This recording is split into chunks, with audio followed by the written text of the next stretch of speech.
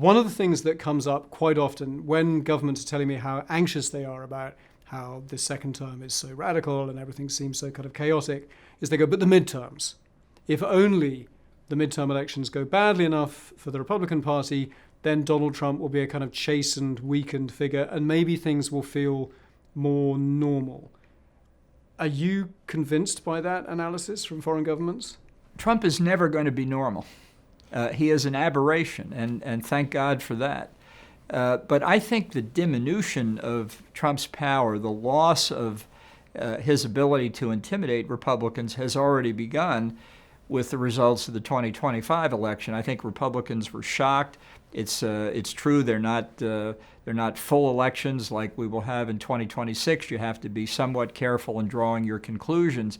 But other things that are happening in addition to the elections earlier this month, the rejection by Republican senators of Trump's call to end the filibuster, the opposition to the mid-cycle redistricting effort that a number of Republican parties in the states have undertaken, and then the incredible revolt by the MAGA base itself on the Jeffrey Epstein scandal.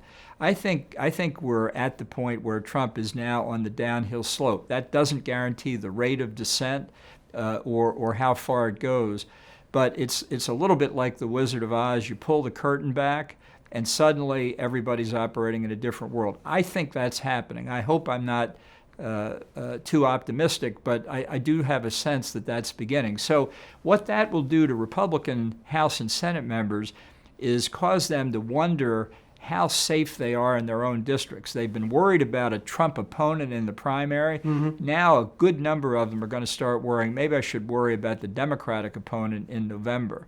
And that will accelerate, I hope, the propensity to stand up and say what's good for the member to help them get reelected. That will not be necessarily what Trump wants. So for sure, and you know Washington, you've been here a long time, so you know that a lame duck president is always less able to intimidate his own party. But we've also seen many times that when a lame duck president loses control of some aspects of domestic policy, the one area where they can still feel like a president is they get on Air Force One, they fly to some foreign country, and everyone is sucking up to them because America's power is so absolutely extraordinary. And so actually you can get some quite dramatic foreign policies and some very big foreign policy ambitions out of lame duck presidents. Well, I don't think that was ever going to happen. I mean, Trump is not a normal president, not a normal person. He is an aberration, and so he would have been out of the mold right through to the end. The real issue is whether, in that circumstance, he doesn't spend more time on domestic policy or more time on building his ballroom, the drapes and carpets at the Kennedy Center, putting more gold filigree up in the White House. All of those things are possible. But Trump's erratic behavior in international affairs has been demonstrated for 5 years. It won't change in the last 3 years no matter what. That's a danger. That's not something anybody should take comfort in. It's something to worry about until he leaves the office. I guess if you're a pessimist, one of the things that could outlive President Trump is the damage to institutions. And I think the damage to kind of the politicization of the justice system, the placing of people who appear to be partisans in some very powerful positions in, say, the legal apparatus. I don't think it's an exaggeration to worry about kind of creeping authoritarianism. Now, I know you can't talk about your case, but you've been indicted on charges, the alleged mishandling of classified information. You've pleaded not guilty. But other Trump critics have also found themselves indicted, facing criminal charges.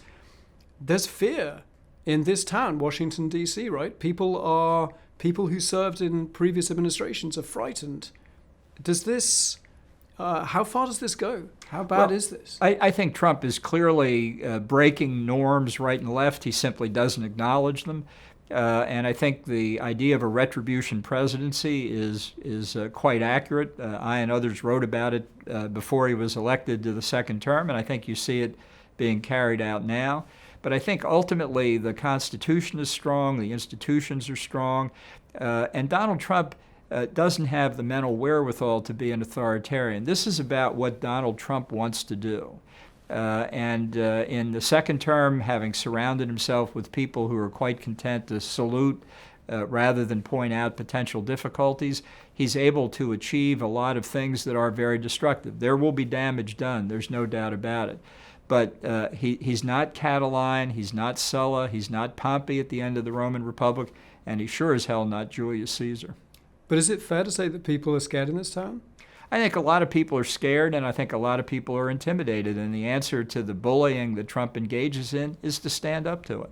I think it's hard to disagree with you that Donald Trump is breaking a lot right now, that even the short-term wins are building up long-term distrust. Is it fixable? I mean, help our viewers understand what this looks like in 10, 20 years' time. Well, I think it's fixable, but it's going to take time. The damage that he has done by talking about withdrawing American power and by acting in ways that I think are contrary to our best interest, by intimidating and causing our allies to back away from us in the hope that the authoritarian states will make deals that they'll adhere to, is about as naive a foreign policy approach as I can imagine. So I don't underestimate the difficulty of the task. But I think that the reaction in the United States will be such that a lot of work will be undertaken fairly quickly. And the worst thing that our foreign friends could do is assume that the U.S. will behave like Trump forever.